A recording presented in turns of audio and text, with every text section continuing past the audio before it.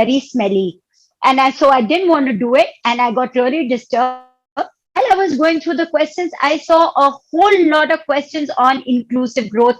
And then at one place it said supplement, and I said, okay, this is my syllabus and I'm going to teach it. And I'm very happy to teach you inclusive growth, except that it hasn't been a real kickstart because, well, I have been stopped because of XYZ reason. If we say what is inclusive growth means inclusive, means includes everyone, and growth, of course, is a positive connotation word. It emphasizes prosperity, it emphasizes a move forward. So if we look at Pathjyoti Foundation, is it a model of inclusive growth? Well, I think it's a model of inclusive growth. Reason being that we are empowering our students to teach also while we are teaching. And is it equitable? No, it isn't very equitable because Viren takes maximum of the classes and Shaurya and I are just hanging there for some XYZ reasons. But yes, it is a concept of inclusive growth because we are including all our students together. And when you're preparing yourself to teach the others, you're also learning in that process. So this entire concept of inclusive growth finds mention in the 11th and 12th five-year plan for India. If we look back from where it comes in the international quarters, then the Organization for Economic Cooperation and Development, or what we simply call as the OECD. I repeat, the Organization for Economic Cooperation and Development, or the OECD, says that economic growth, I repeat, economic growth that is distributed fairly across society. Economic growth that is fairly distributed across society and creates opportunities for all is called inclusive growth. So any kind of progress that is distributed equitably across society and creates opportunities for all is what is inclusive growth. तो आपका सबसे पहला concept inclusive growth में क्या हो गया? First is economic growth. First is your economic growth. That is your first concept of inclusive growth. Growth की बात सबसे पहले किसने की थी? Economic sense में the first time we spoke of growth was by Adam Smith, but he taught us purely of capitalistic growth.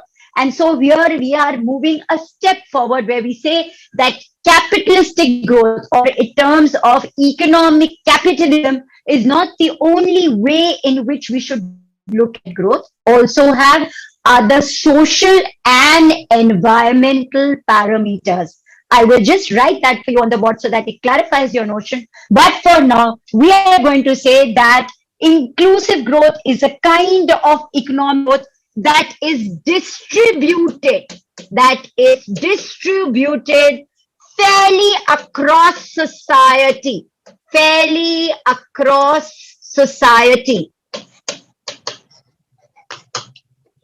and creates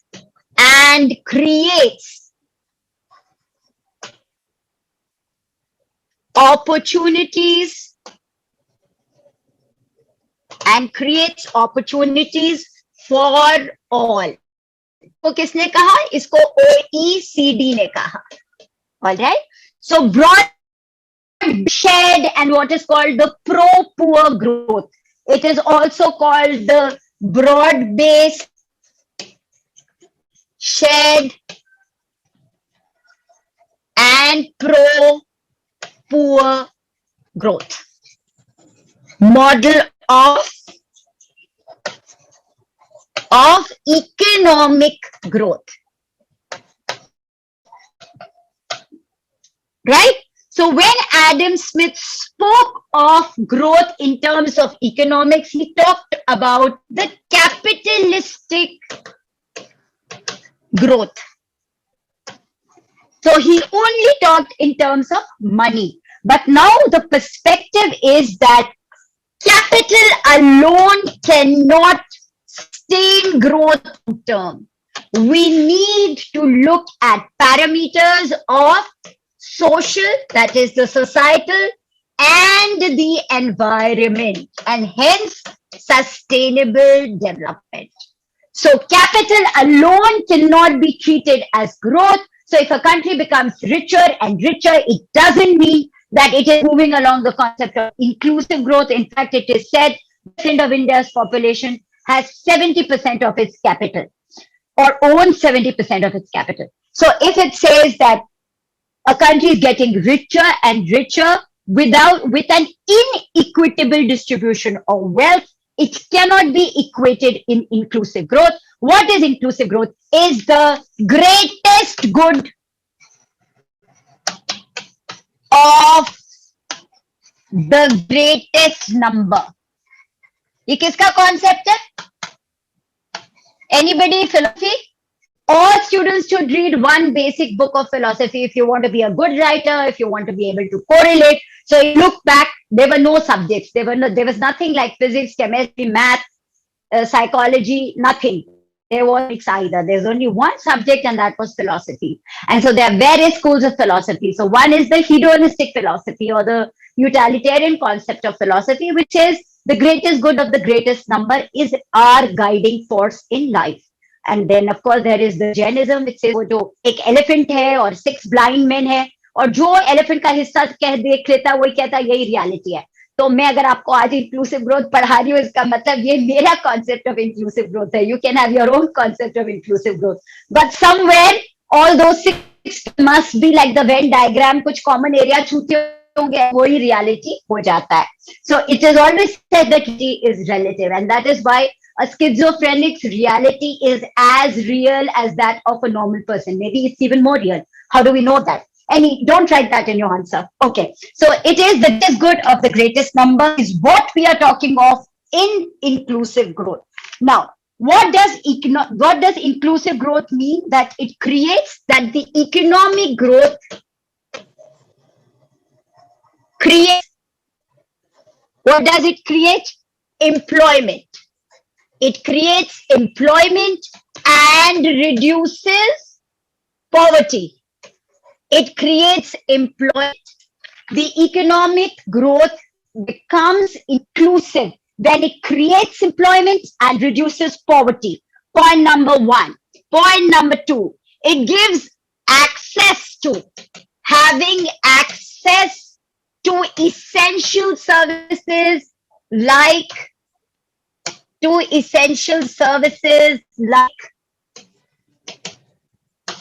health and education. So it has access to essential services like health and education by the poor. तो अगर आप 10% जैसे 21-22 के budget में 10% cut था आपकी health services में, 6% cut था आपके एजुकेशन बजट में, तो are you a proponent of inclusive growth? No, but you say you're a proponent of inclusive growth. So what you can write when you write in your papers, not that we are not proponents of inclusive growth, but you must write that every time that there is a curtailment in the budget for education and health, we are affecting the parameters of inclusive growth. That is the sentence that you're going to write. Okay. Now, the third point is that it provides equality of opportunity. Equality of opportunity.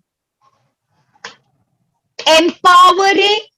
I don't like this word because it does nothing. Empowering people with education and skill development. तो आप उनको empower करते हैं पढ़ाई लिखाई द्वारा और skill द्वारा ताकि वो बेहतर काम कर सके. It includes a growth process. It includes a growth process which is environmentally friendly. Which is environmentally friendly. Which is environmentally friendly. It aims for उसके objectives हैं जो मैं आपको बता रही हूँ. It aims for good governance. It aims for good governance and helps in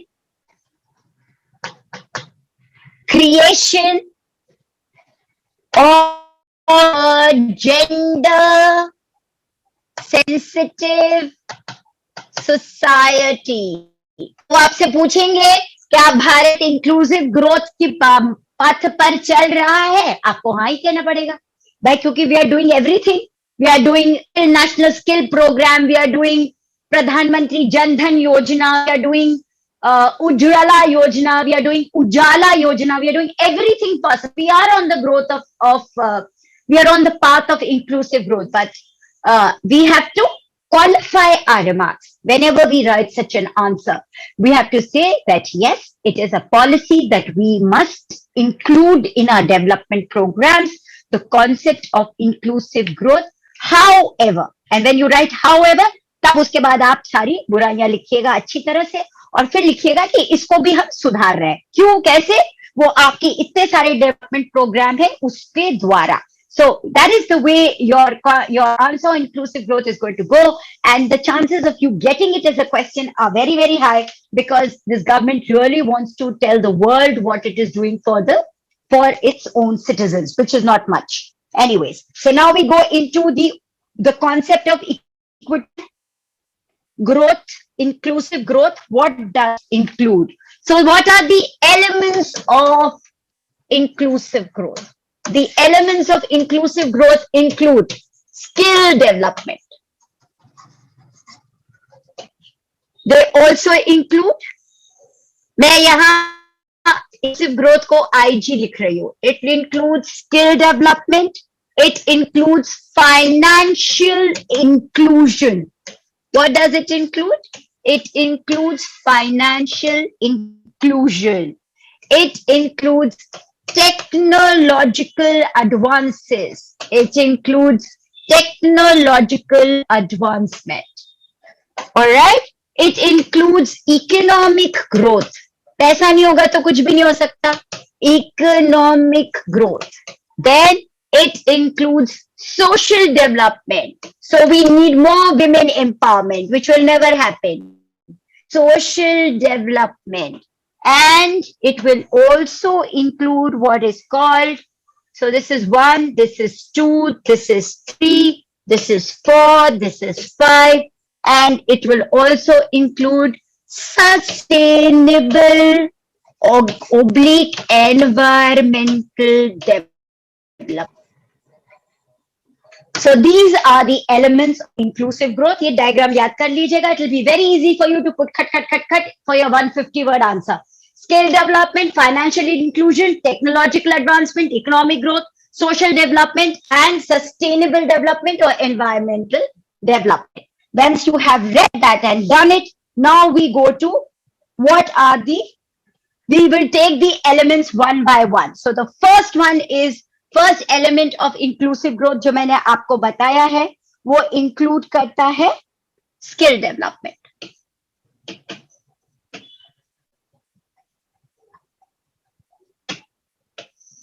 So what are the challenges for skill development in India? The first and foremost thing is that there is a paucity of skilled labor. So this is a kind of a dilemma. That means that there is a paucity of skilled labor, and at the same time there is youth which is trained but unemployed.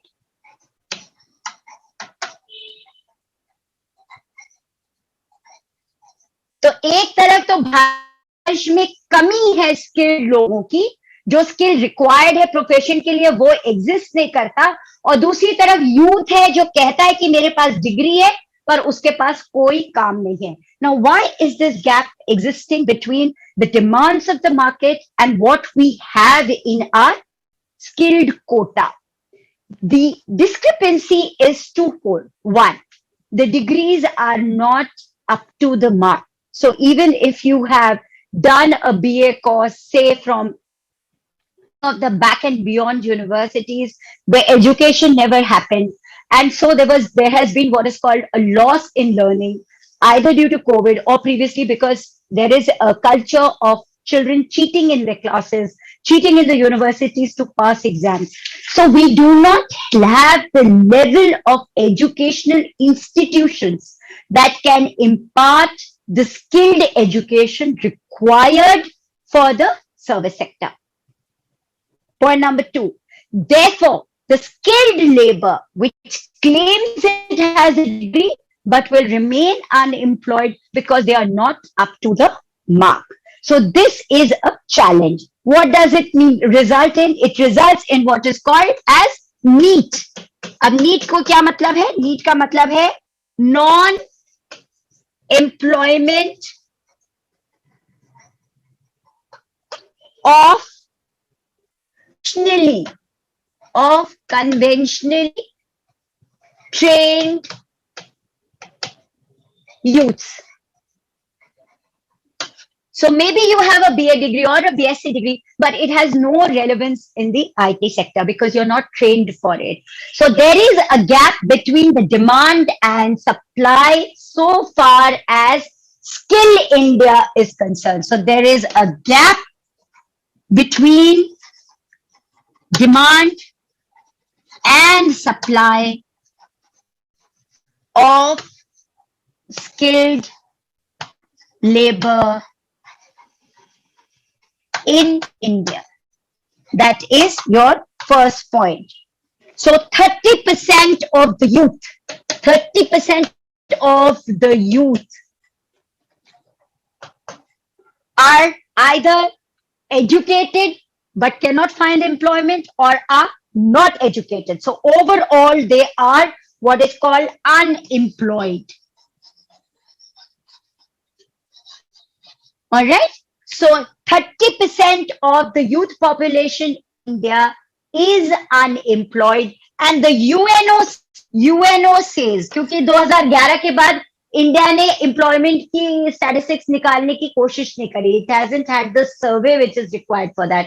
But the UN has done a survey, and same is for poverty also.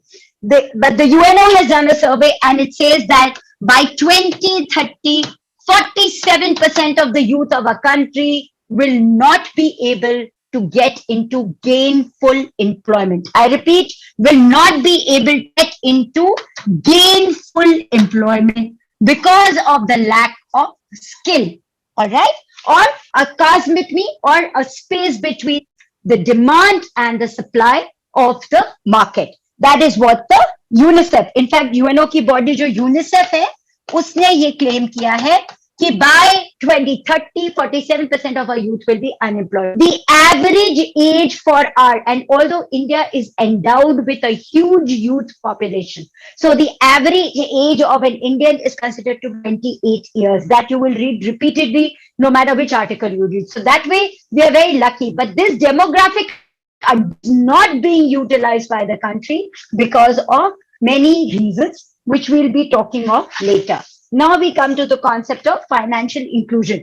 अब मैं यहाँ पर आपको अभी India का जो skill management board है और कैसे हम स्किल कर रहे हैं अपने यूथ को, वो यहाँ नहीं बता रही हूँ. I am giving you the elements of inclusive growth right now and going into the details of it. So the second point was financial inclusion.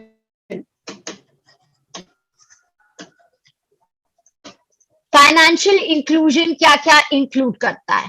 Your financial inclusion includes remittance. It includes remittance. It includes financial counseling. It includes remittance. It includes financial counseling. It includes bank accounts. All right. It includes insurance. It includes credit. And it includes savings.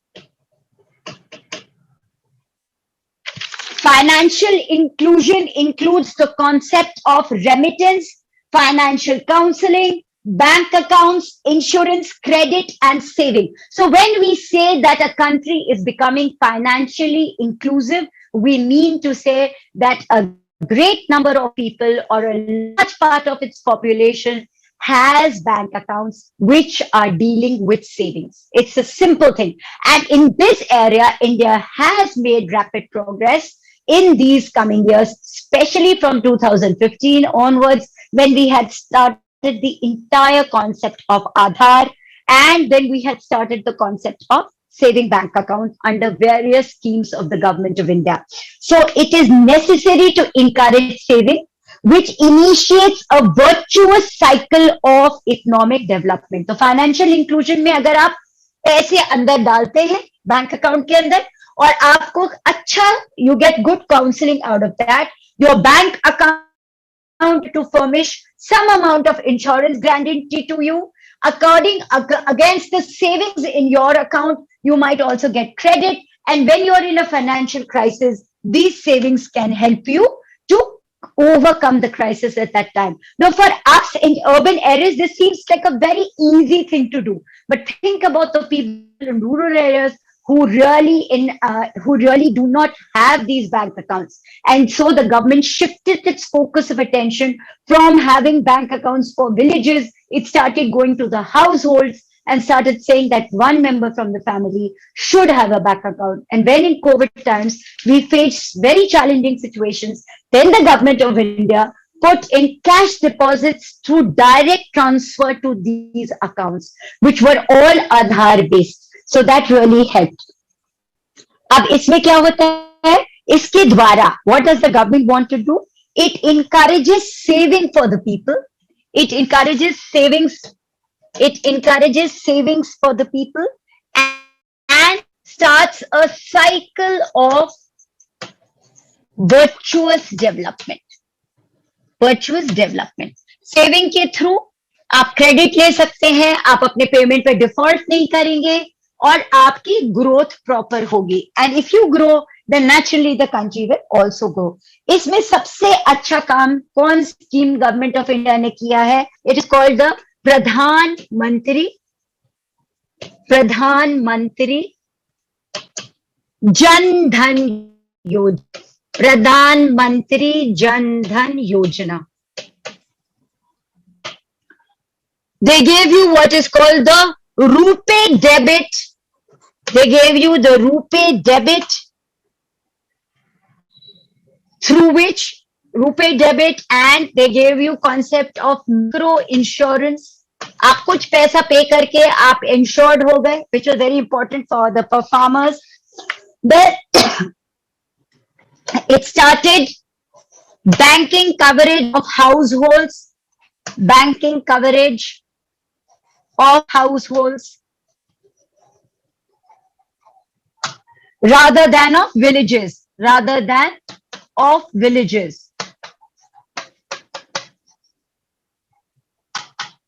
Then it created a social security net for the poor and those working in the unorganized sector. So to tell you the GDP of the country, although 44% of the people are said to be employed in the agriculture sector, if you look at the breakup of the gross domestic product and the national income of the country, the biggest contribution to the GDP is from the service sector, which is almost 56.4%. The second is the industrial sector, which is 25%. And the third is the agriculture sector, which is 16.7%, which means that the agriculture sector has the concept of what is called disguised unemployment. A lot of people, but the per capita income from every bit of land is very, very less. So we need to keep that in mind every time we talk of employment in the agriculture sector. तो कहा जाता है कि rural poor जो है वो खाली 5.3% है और जो urban poor है वो almost 20% है और overall unemployment India में 6.1% है. But the truth remains that a lot of people who are shown as employed in the agriculture sector are basically unemployed. तो ये बात आपको ध्यान में रखना है. So when the government came up with the concept of what is called Jan Dhan, Aadhaar and Mobile, which is basically called JAM. Jan Dhan Aadhaar और mobile द्वारा भारत ने अपने इंक्लूसिव फाइनेंशियल इंक्लूसिव ग्रोथ को प्रोपगेट किया है. By opening bank accounts for the unorganized sector, it has been able to give credit to the poorest of the poor despite not having any savings. So this has, through the RuPay debit card, it provides them with immediate credit facility. In COVID times, these accounts have been paid direct money by the Prime Minister's fund for the COVID times, and therefore the scheme is doing. So that is why it is called Jandhan, Aadhaar and mobile number के द्वारा सबको आपने empower किया और हर house hold में एक आदमी को इस तरह का बैंक अकाउंट अवेलेबल किया. Now when we look at skill India development, we see that the UN World Skill Day is celebrated on 15 July. It's celebrated on 15 July, and on 15 July 2015, we launched what is called the National Mission for Skill Development. ये मैं point number 1 पे आपके जा रही हूँ, national mission for skill development.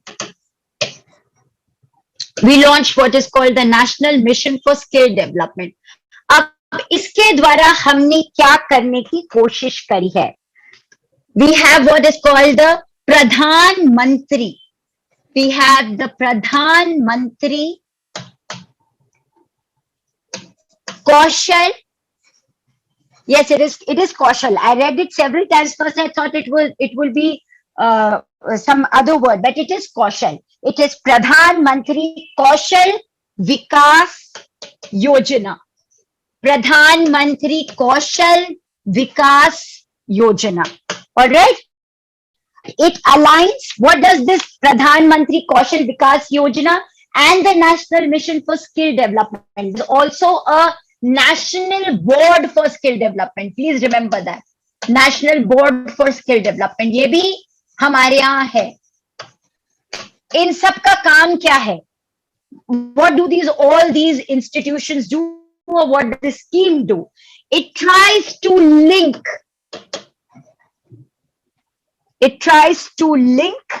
the employer and the employee. कई बार आप देखते हैं कि there are big institutions like the Tata Institute for Social Research, the Tata Energy Resource Institute. Now, what are all these people doing? Basically, they create campus for education from where they recruit their own people.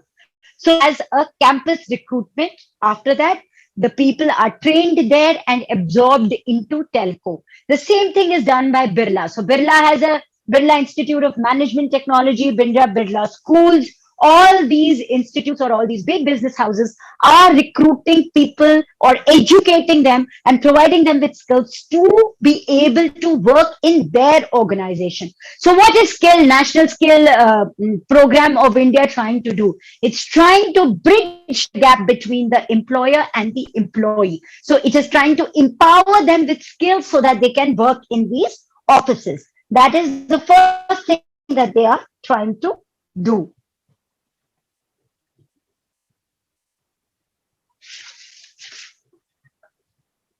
Then they provide them with international standards of skill training. International standards of skill training.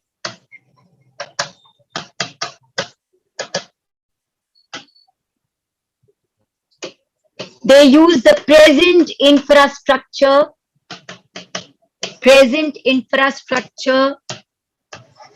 for skill development.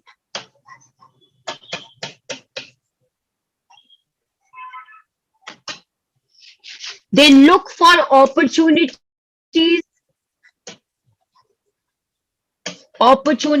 abroad. And this regard, the National Skill Development Board works in a big way to do this. Then they try to empower the weaker sections of society, empower the weaker sections of society, sections of society, particularly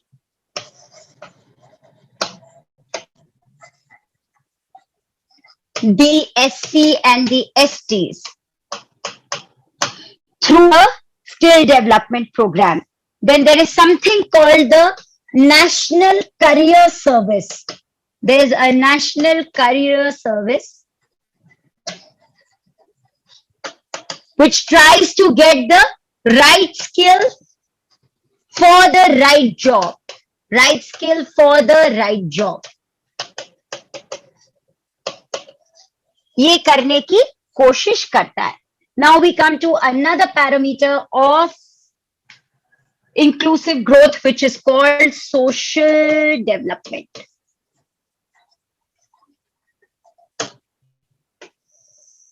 अब social development is very, very important, but what are the statistics for social development that we are going to do? In social development, we are talking about the empowerment of, we are talking of the empowerment of the marginalized people in society. The marginalized people in society, which include the SC/STs, women, the minorities, and the transgender, or those who have a fluid sexuality. So those are the people who are considered to be the marginalized people of society, and we are trying to empower them. That would be a process of inclusive growth. Then we provide for basic education and health to the poorest of the poor, to the poorest of the poor. अब यहाँ पर UNO ने and other developed nations have made different to try and find out where is the terms of social development. तो इसमें सबसे पहला हम एक पैरामीटर लेते हैं जिसको कहते हैं ह्यूमन सोशल प्रोग्रेस. ये ह्यूमन सोशल प्रोग्रेस का पैरामीटर हार्वर्ड बिजनेस स्कूल और MIT के दो लोगों ने बनाया है. Human social progress came in 2013 और इसके द्वारा what are the parameters that they look for? They look basic human needs,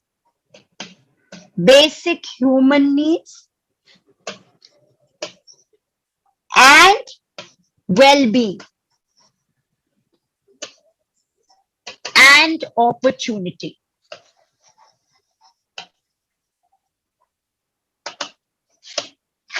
So human social progress index,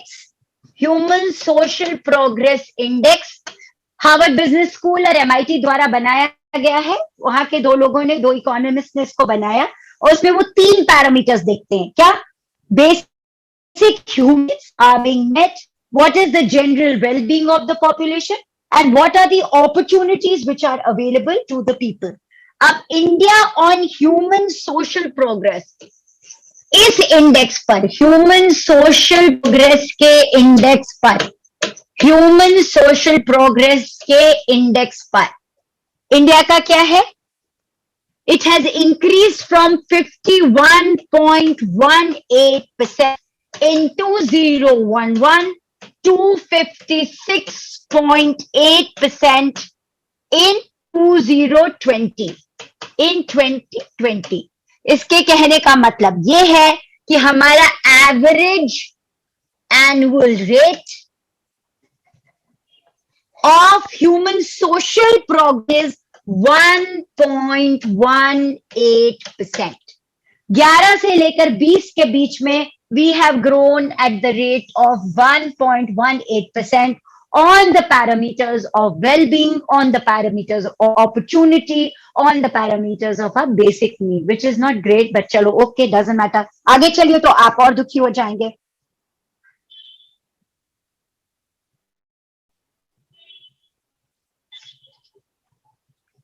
Now we come to something which is called the human development index.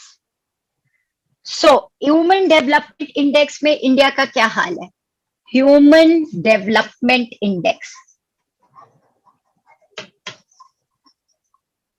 Human Development Index per India is now, what are the parameters for Human Development Index? First is life expectancy. So for social development, what you are going to quote in your inclusive growth are the various parameters, all these indexes which are there. So you will have your social progress, you will have the human developmental progress, you will have the hunger index. We are not going to take the SDG goals here, we will take the SDG goals in sustainable development, वो sixth element जो है, we will take it there. तो यहाँ पर human development index में वो क्या क्या include करते हैं? They include life expectancy, फिर they include years of schooling, और फिर वो क्या लेते हैं? Gross national income. Gross national income. और यहां इंडिया का उन्होंने दे दिया है. The UNDP says that we are 101 out of 189 countries. In three parameters per life expectancy पे, years of schooling पे, gross national income पे, we are 101 out of 189. And from the previous calculations, we have dropped by 2. We have dropped by 2 countries, by 2 levels. And 2 countries have gone ahead of us. Of course, it's not surprising that even in the social progress index, which countries first? Norway, Finland, and Denmark. Of course, that also includes countries like Germany. It also includes Japan. It also includes one more very progressive country there. It's slipping my mind. And the same is with your Human Development Index. यहाँ भी सबसे पहली country Norway है. So these are all Nordic countries. They do excellently well. But if their population is even smaller than the population of Assam, what do we talk about them? They're a very small group of people. If they're doing so well, well, it's great. But they cannot be compared with India. So what should we compare ourselves with? We should, and where do we land with our neighbors? Even Pakistan is better than us. Even Bangladesh is better than us. So, I mean, even Nepal is better than us. So that means we are really bad. That is what I'm trying to tell you. Okay. So now we come to some concepts which have come about anew. उसको जरा सा मैं आपको पढ़ा दूं, फिर उसके बाद हम लोग देखेंगे कि where do we have to go further. About TERI over here. TERI is your Tata Energy Resource Organization which came up in 1974. और इसकी समिट अभी दिल्ली में कंक्लूड हुई है, I think in the 1st of February. और वहां पे कुछ सारी क्लेम्स आए हैं जिससे आपके पास होनी चाहिए to write your answer on inclusive growth. So I will cover that quickly for you and then after that we will move forward further if we have time, since I lost 15 with you. Okay, so the first and foremost thing it says that according to TERI in India in 2000, the UN says that in India in 2019, there are 364 million people who are below the poverty line, which is 28. I'm so sorry, I forgot the hunger index. मुझे आपको hunger index पहले पढ़ा देना है, then we can go to this. So I will just teach you about that hunger index first.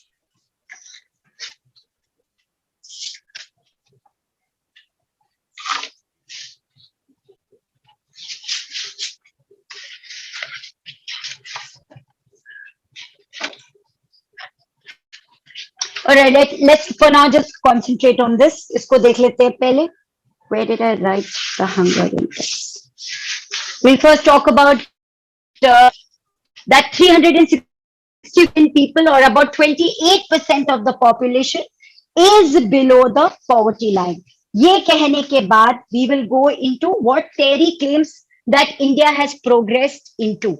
Now, TERI says that we have made it possible through equitable energy access through equitable energy access to the poor. अब ये सारे यहां से मैंने आपके लिए pluses start कर दिए for inclusive growth and you going to write you have to write this side more importantly because that is what is going to make you relevant for inclusive growth. वो तो information है. So according to Terry, in the present summit which just took place in February 2022, we are starting with equity access to the poor, and according to that, 90 million households. I repeat, 90 million households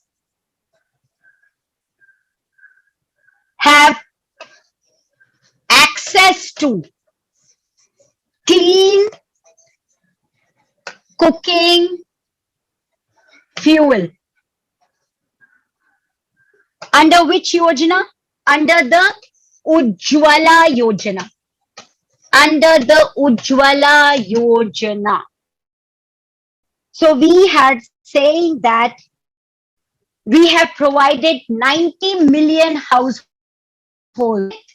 clean cooking fuel under the Ujjwala Yojana. So now you can understand that I have gone to the sixth concept, which is your sustainable environment development. Cover this. So अभी तक हमने आपके साथ क्या किया?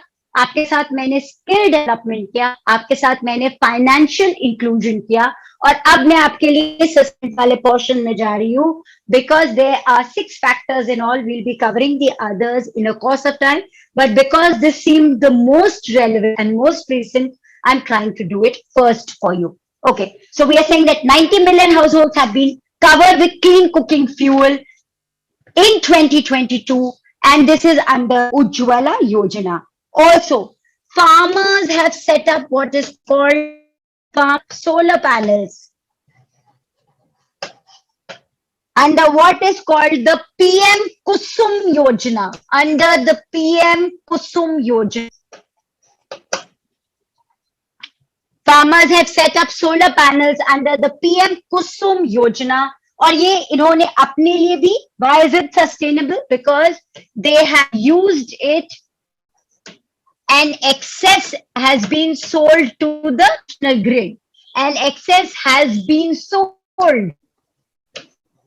to the national grid, to the national grid. इसलिए ये एक इंक्लूसिव ग्रोथ का इंडिकेटर है, और किस चीज को इस्टेब्लिश करता है? It is a parameter of inclusive growth and equity.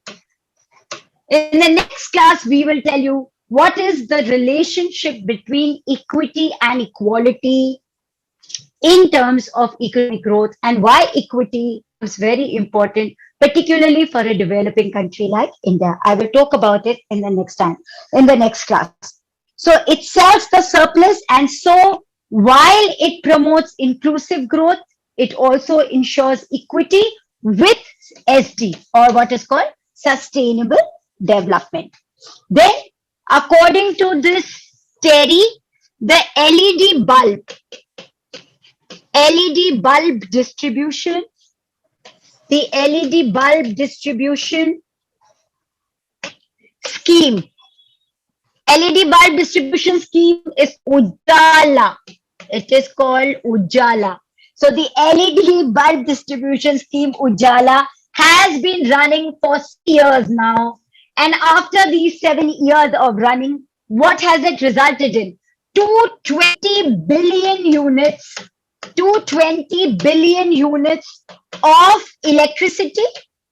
It has resulted in 220 billion units of electricity, and prevented 180 billion tons of carbon emission.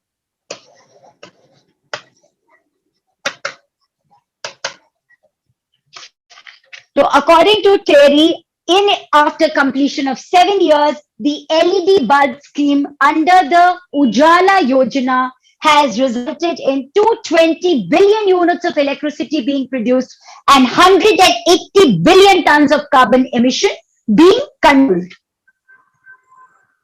Okay. For a mega diverse country like India, which has 2.4%, which has 2.4% of the world's land, of the world's land, and 8% of the world's species, of the world's species.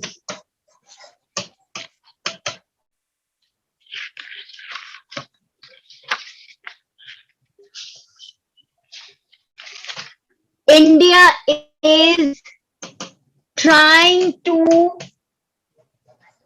reclaim degraded land, reclaim degraded land, reclaim the degraded land.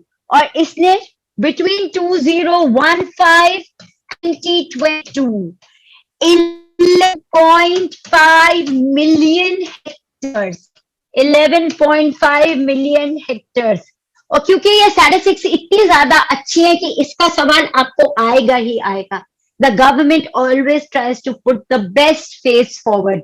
Even we would do the same, but just telling you. So because it has achieved all this, and it's the truth, because we are progressing very fast in terms of sustainable development, all these concepts become very important. Okay, so this is just, although it is only one part of the story, there's the other side also where we are talking of river linkages, and we are going to submerge huge areas of land, particularly those which lie in the eco-sensitive zone, by the linkages of, I'm sure you know, I'm talking of the Ken and the Betwa rivers, something which I feel very strongly about, but that's the other side of it. For the now part are progressing on SDG goals like no one else. So we are saying that we have claimed 11.5 million hectares of land has been restored.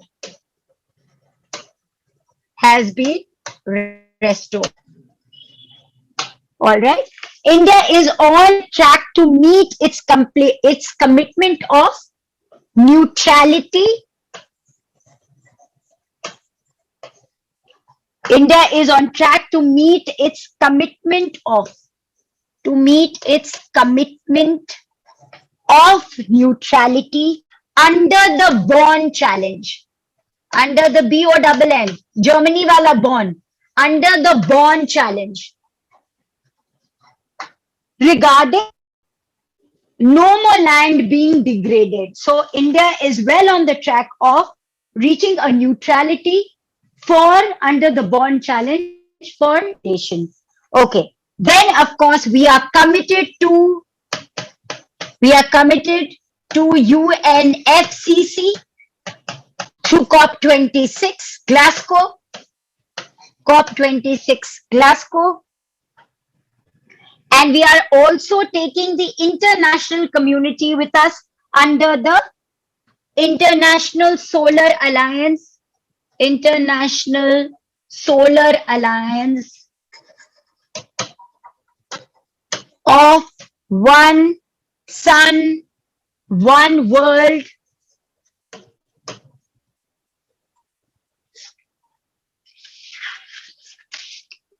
One Grid. One sun, one world, one grid. The whole world, of course, this entire thing is under what is called, when I had taught you the SDG goals, we keep talking about the framework of, और ये आपको हर जगह लिखना पड़ेगा, चाहे कोई भी environment का question आए, the framework of common but differentiated responsibilities, common but differentiated responsibilities and respective capabilities.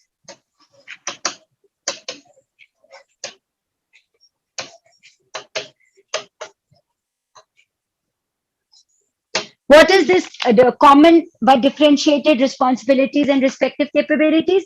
It is those SDG goals, those 17 SDG goals where the rich have to pay for the for the entire carbon quotient which they have taken from the developing countries, and now the developing countries do not have the funds to cope with the environmental damage which has already taken place. So those 32 countries have to pay developing countries in terms of restoring environment, which is a part of the Paris Agreement. Of course, not forget that China too is a part of the developing world, and those 32 countries which you're talking of are the poor G7 nations and the more developed countries, but China doesn't include itself there. So anyhow, we will talk that the entire concept of sustainable development takes place under common but differential responsibilities and respective capabilities. Along with this, we are also party to what is called the Coalition for Disaster Resilient Infrastructure.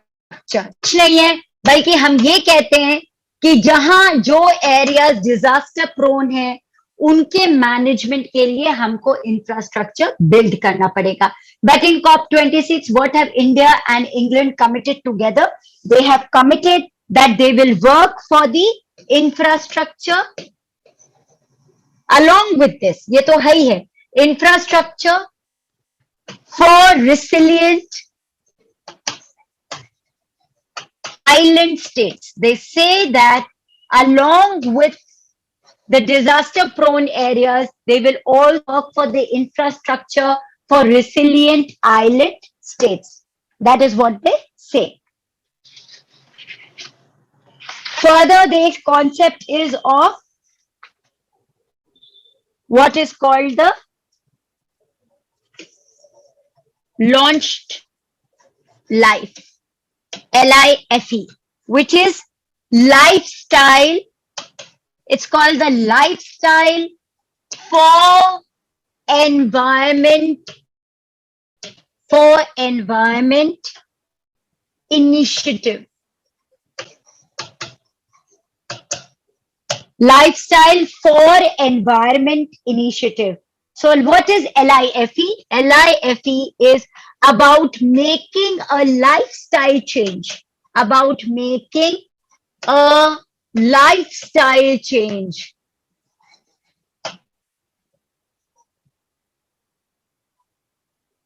To improve our planet. So it includes a coalition of countries or like-minded people across the globe that promote sustainable lifestyles. If you've heard, Japan has been propagating what is called minimalism. तो minimalism में क्या होता है कि आप एक set of black trousers और white shirts रख लेते हैं और उसके अलावा आप कोई और रंगीन कपड़े नहीं पहनते. क्यों? कलर डाइंग में आप बहुत सारी डाइज जो यूज करते हैं वो वाटर को पोल्यूट करती है. ब्लीचिंग होती है अगर आप बहुत ज्यादा cotton fabric बहुत ज्यादा use करते हैं. So all these countries are now propagating minimalism where they keep very limited number of and they're happy with it. I don't know how far minimalism will go in India. But anyway, so the like-minded people across the globe are propagating what is called Lifestyle for Environment Initiative. That is the full form of life. Lifestyle for Environment Initiative. ये आपका life का full form है और ये क्या करता है? ये 3 P's प्रमोट करता है. 3 P's. What are the 3 P's? It promotes the it's for planet,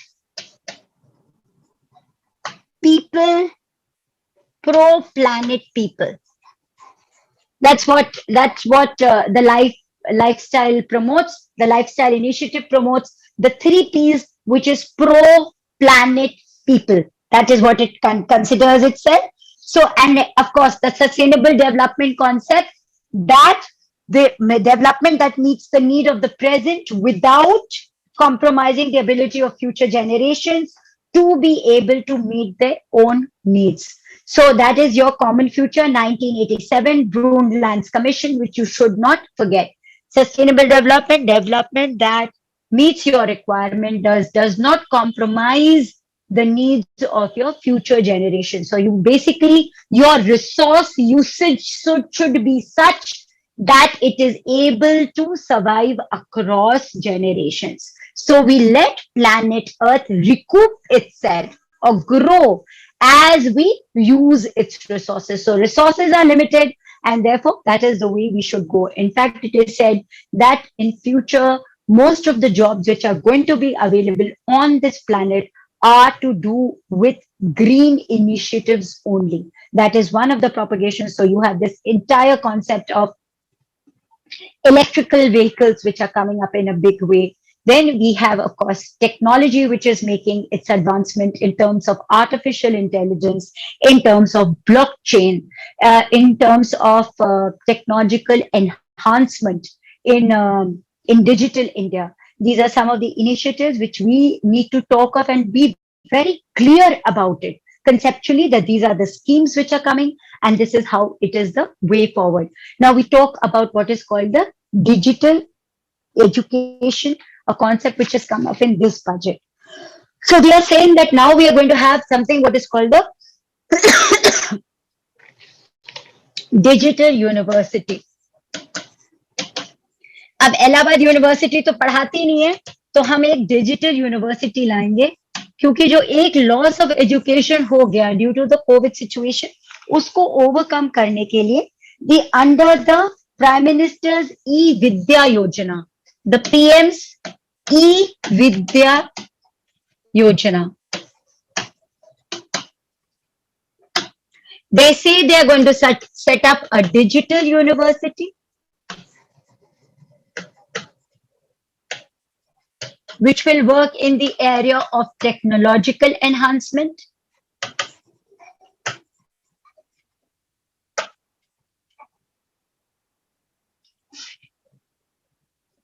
in the Amrit Kal. So now this government has come up with this concept of Amrit Kal. तो भारत का अमृत महोत्सव 75 साल, उसके संग ये जो समय चल रहा है, इसको आप अमृत काल कह रहे हैं. Many means it is the best means of progress for the country. So they are saying that everything which is made in India, digital India, all e-platforms are now going to come out to the forefront. And in that we will also include the Gati Shakti infrastructure, which I think I will take in the next class, because I'm going to talk about the parameters of inclusive growth, and we cannot escape Gati Shakti if we talk about inclusive growth. So here they are saying that there will be what is called the one class, one TV channel, one class and one TV channel in the Amrit Kal. And because education has now become very rigid when it is in the school or in the classroom, they want to dissolve those parameters and make education relevant to the times. Relevant to the times. It is also a means for skill development. It is also a need of the hour that we move from physical classrooms to e-teaching methods, because not only will they cover a larger area, but it will also help us to disseminate information in areas where there are very few teachers. So we want to talk about skill development overall in parameters, and this is the process of growth in almost all countries. So inclusive growth का जो main meaning है वो ये है कि जो अमीर हैं आप उनको छोड़ दीजिए, पर जो गरीब हैं आप उनको अमीर बनाइए. So there has to be an inequitable growth amongst the poor. Means that their levels should increase vis-a-vis the rich, and we have this huge middle class which will then come up with its own strategy and its own demands that leads to the resurging of the economy. In fact, it is said that countries like India, which have a sustained growth of 5 to 6% in the GDP over the years, is only because of the internal demands of the middle class. But as a result of the COVID situation, this middle class has also got eroded. So if we have 28% or 374 million people below the poverty line, India has the need and requirement to re-look at itself. In the next class, we will do the allocation in the budget for education and for health. What are the new schemes which are coming up in this area, particularly for infrastructure development and the resultant employment opportunities for you to understand the concept of inclusive growth. Don't forget 150 से 250 word का ही आपको answer लिखना होगा, पर उसमें आपके सारे point छोटे छोटे छोटे छोटे करके आ जाएंगे and you will be done with. Thank you so much for your time. Thank you. Next class will be on Monday for sure, because otherwise आप inclusive growth भूल जाएंगे और मैं sustainable development भूल जाऊंगी. Thank you.